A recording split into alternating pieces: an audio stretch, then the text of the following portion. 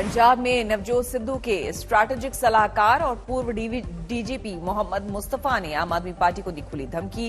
कहा, मेरे जलसे के बगल में हुआ जलसा तो भुगतना होगा अंजाम। मोहम्मद मुस्तफा ने संघ पर की टिप्पणी। कहा, मैं आरएसएस का एजेंट नहीं हूं जो घर में घुसकर बैठ जाऊंगा। अगर अपनी पर आ गया तो घर में घुसकर मारूंगा।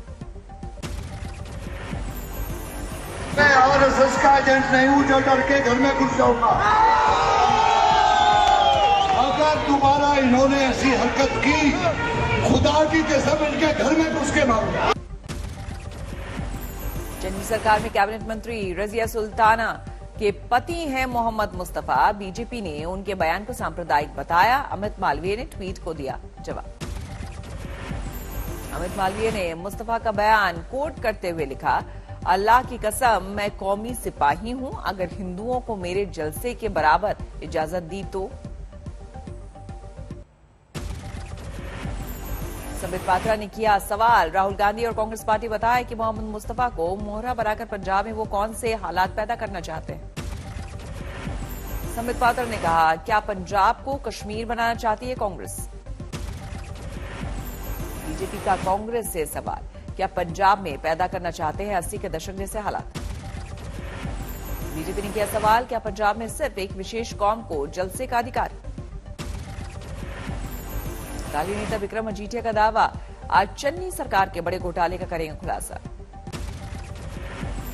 पश्चिमी यूपी में आज से प्रचार का आगाज करेंगे अमित शाह। कैराना, शामली, बागपत और मेरठ में कार्यक्रम। कैराना में शाह घर घर जाकर करेंगे संपर्क। पलायन पीड़ितों से भी मिलेंगे। 2:30 बजे से शाह का जनसंपर्क कार्यक्रम। शामली और बागपत में बीजेपी कार्यकर्ताओं से करेंगे मुलाकात। शाम को मेरठ जाएंगे गृह मंत्री। चुनिंदा प्रबुद्ध लोगों से होगी मुलाकात। चुनाव तारीखों के ऐलान के बाद शाह का पहला दौरा। पूरे यूपी में करेंगे तूफानी प्रचार। बीजेपी अध्यक्ष जेपी नड्डा भी आज यूपी के प्रचार दौरे पर दोपहर में बिजनौर पहुंचेंगे। नड्डा मुजफ्फरनगर के विधानसभा पदाधिकारियों के साथ करेंगे बैठक। गजरौला भी जाएंगे। मुख्यमंत्री योगी आदित्यनाथ भी आज वेस्टर्न यूपी में अलीगढ़ और बुलंदशहर का करेंगे दौरा। अखिलेश यादव भी मीडिया से होंगे रूबरू। पार्टी के आगे की रणनीति का करेंगे खुलासा। सीएम योगी ने आज लखनऊ में 403 प्रचार वाहनों को दिखाई हरी झंडी। हाईटेक सुविधाओं से लैस रथों को किया रवाना। यूपी में चुनावी रैलियां, जुलूस और रोड शो पर पाबंदियों पर आज फिर हो रहा विचार। चुनाव आयोग की बैठक जारी। कोरोना के हालात की समीक्षा करेगा चुनाव आयोग। रियायत की उम्मीद कम। 2 बार विचार करके पाबंदियां लगा चुका है चुनाव आयोग। अब तक नहीं मिली कोई छूट। सिर्फ डिजिटल प्रचार और छोटी सभा की इजाजत। ये मोदी ने देश के कई जिलों के जिलाधिकारियों से किया वर्चुअल संवाद। विकास कार्यों पर की चर्चा। बीजेपी ने पंजाब बीजेपी अध्यक्ष अश्विनी शर्मा को पठानकोट से दिया टिकट। प्रचार से पहले हिलटॉप मंदिर में पूजा अर्चन के लिए पहुंचे अश्विनी। कई दिनों के तूफानी मंथन के बाद बीजेपी ने यूपी के लिए जारी की तीसरी लिस्ट। 85 उम्मीदवारों के नाम का ऐलान। बीजेपी की तीसरी लिस्ट में 15 महिलाओं को मिला टिकट। रायबरेली से लड़ेंगी कांग्रेस की विधायक रही अदिति सिंह। 9 से बीजेपी ने आईपीएस अधिकारी रहे असीम अरुण को थमाया टिकट। हरदोई से नितिन अग्रवाल लड़ेंगे चुनाव। यूपी के दौरे पर है बीजेपी के अध्यक्ष जेपी नड्डा। आगरा में पार्टी कार्यकर्ताओं को दिया जीत का मंत्र। पंजाब के लिए बीजेपी ने जारी की 34 उम्मीदवारों की पहली लिस्ट। सभी वर्गों के प्रतिनिधित्व का किया दावा। ਅਸੀਂ किसान भी दिते, ਅਸੀਂ डॉक्टर भी दिते, ਅਸੀਂ उद्योगपतियों ने भी दी। आम आदमी पार्टी ने पंजाब में जारी की 4 उम्मीदवारों की लिस्ट। पार्टी की ओर से सभी 170 प्रत्याशियों की सूची आउट। पंजाब में अकाली दल ने फिर किया जीत का दावा। मुक्तसर में सुखबीर सिंह बादल ने आम आदमी पार्टी और कांग्रेस पर साधा निशाना। बीजेपी के साथ नहीं बनी मनोहर पर्रिकर के बेटे की बात। उत्पल पर्रिकर ने पणजी से निर्दलीय चुनाव लड़ने का किया ऐलान। निर्दलीय लड़ने का ऐलान करने के बाद उत्पल पर्रिकर ने बीजेपी को सुनाई खरी खोटी। बोले, पिता के मूल्यों की है लड़ाई। कांग्रेस में शामिल हुए उत्तराखंड के पूर्व मंत्री हरक सिंह रावत, हरीश रावत की मौजूदगी मिली पार्टी की सदस्यता, बीजेपी पर भड़के। एक गिलेरी की तरह एक छोटे कार्यकर्ता के रूप में मैं उत्तराखंड में भाजपा की विदाई करने में, कांग्रेस की सरकार लाने में जो भूमिका निभा सकता हूं, उस भूमिका को मैं निभाऊंगा। हरक सिंह रावत की बहू अनुकृति भी कांग्रेस में शामिल, सूबे में बीजेपी की हार का किया दावा। मुंबई के तारदेव इलाके में बेहद दर्दनाक हादसा, 20 मंजिला इमारत में आग लगने से 6 लोगों की मौत। 20 मंजिला इमारत में आग लगने से 20 से ज्यादा लोग हुए घायल, अस्पताल में कराया गया भर्ती। दमकल की 13 गाड़ियों से आग पर काबू पाने की हुई कोशिश, रेस्क्यू के दौरान कुछ लोगों को बेहोशी की हालत में बाहर निकाला गया। इमारत की 18वीं और 19वीं मंजिल पर लगी आग, धुएं के गुबार से पटी पूरी बिल्डिंग। 20 मंजिला इमारत की खिड़कियों से निकलती दिखी आग की लपटें। देश में तीसरी लहर का कहर जारी, पिछले 24 घंटे में सामने आए 3,37,000 से ज्यादा केस। देश में पिछले 24 घंटे में कोरोना से 488 लोगों की मौत।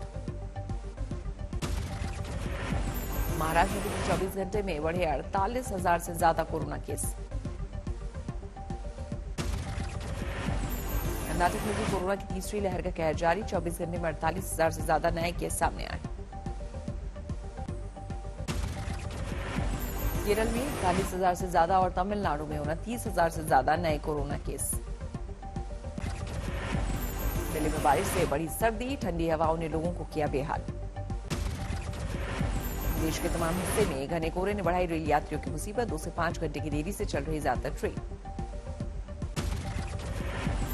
पश्चिमी उत्तर प्रदेश में भी कोहरे का कोहरा, सुबह के 10 बजे तक 100 मीटर होती है विजिबिलिटी। यूपी में घने कोहरे की वजह से रेलगाड़ियों की आवाजाही पर असर, दर्जनों ट्रेन रद्द।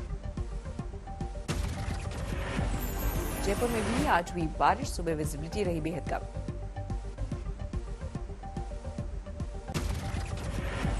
बाराबंकी में सर्दी और घने कोहरे का सितम, लोगों की बड़ी मुश्किल। कानपुर में बस और ट्रक की टक्कर हादसे में कई महिलाएं सभी 17 लोग घायल, कुछ की हालत गंभीर। एमपी छात्र संघ अध्यक्ष और अलीगढ़ विधानसभा से कांग्रेस उम्मीदवार सलमान इम्तियाज को निचली अदालत ने 6 महीने के लिए किया जिला बदर, पुलिस ने घर पर चिपकाया नोटिस। कांग्रेस उम्मीदवार सलमान को जिला बदर के फरमान के खिलाफ ऊपरी अदालत में याचिका देने की बात कही। दिन में 80 फीट गहरे कुएं से बरामद हुई 28 पेटी शराब, मिट्टी के नीचे दबा दी गई थी शराब। मुंबई में सोने की तस्करी में सूडानी नागरिक गिरफ्तार, पेस्ट की शक्ल में लाया था 75 लाख का सोना। औरंगाबाद में पत्थरों से मार मारकर युवक की नृशंस हत्या, आरोपी अब तक पकड़ से दूर। मुजफ्फरपुर में इंटरमीडिएट के छात्रों ने के लिए वैक्सीनेशन अनिवार्य, वैक्सीनेशन लगने के बाद ही मिलेगा एडमिट कार्ड। आंध्र प्रदेश में कोरोना के कहर के बीच सरकारी कर्मचारी नाराज, 7 फरवरी से करेंगे हड़ताल। धर्मशाला में बढ़ गए कोरोना केस, प्रशासन ने जारी किया अलर्ट। इंदौर में शराबी का ड्रामा, नशे में मोबाइल टावर पर चढ़ा, कई घंटे की मशक्कत के बाद उतारा।